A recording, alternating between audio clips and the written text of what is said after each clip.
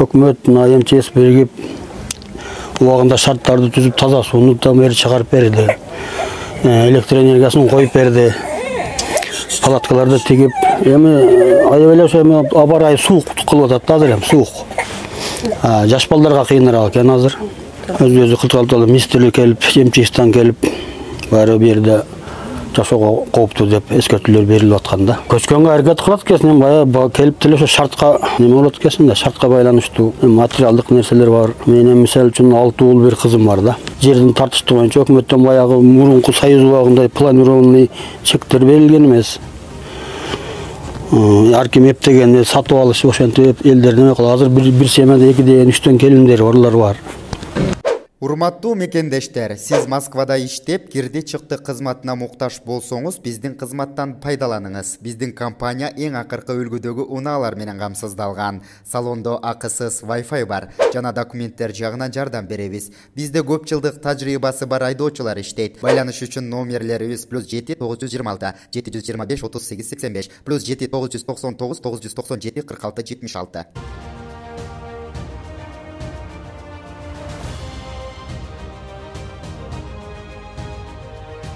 Көбүнчө эми бул жерде давлениясы көтөрүлүп атат көбүнүкү эле. Анын башыбыз ооруп атат деп атат, уйкубуз качып атат деп атат. Жаш балдарды баары туугандарына кетиргенбиз. Бул жер суук болуп атат. Өздөрү чатырда жашап атат. Кудайга шүгүр, азыр баары эле жакшы. Анча-мынча грипп болгондор бар. Куршап соопсунан дары-дармекти камсыз кылып атат. Берип атабыз баарына. Балким айлыга жетпей кайра балким токтоп калышы мүмкүн. Бирок эми ишенич жок да турабы.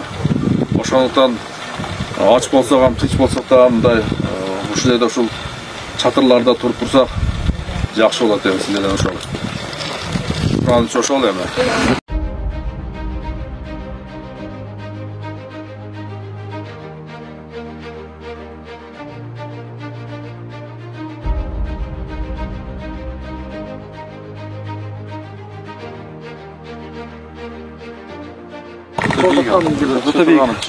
Бийик айланып чыгарып айтасыз.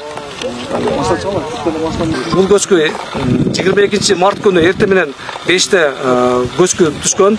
Жалпы мониторинг департаментинин адистеринин берген маалыматы боюнча 1 миллион кубический түшкөн. Бул азыркы убакта 6 күндөн бери жылуу жүрүп атат. Качан токтошун эч ким билбейт. Может 10 күн, может 20 күн, может 1 ай жүрөт. Ал токтогондо гана аныкталат. Ага чейин ушуга кооптуу деген 18 үй бүлөнү көчүрүп, жалпы 195 жаран көчүрүлүп чыгарылып, азыр коопсуз жайга 18 чатыр орнотулуп, 81 жаран азыр ошол жерде жашап келүүдө. Ал жерге жашоо шартын оңдоо максатында жаран коргоо кызматтары ар бир чатырга жарыктык киргизилген, таза суу тартылган. Ош облусу боюнча жалпы 2222 адам 22 объект кооптуу объектте жашайт облус боюнча. Анын Өзгөн району боюнча 1504 кооптуу аймак болуп эсептелет. Ошондой эле мына жана айткан 2222 объекттин 827си мамлекеттен жардам жана жер тилкесин алган, бирок көчпөй келет. Ал эми 677 объектилер мамлекеттен жер тилкесин алып элек и жардамды дагы алып элек болуп эсептелет. Чатырда калды.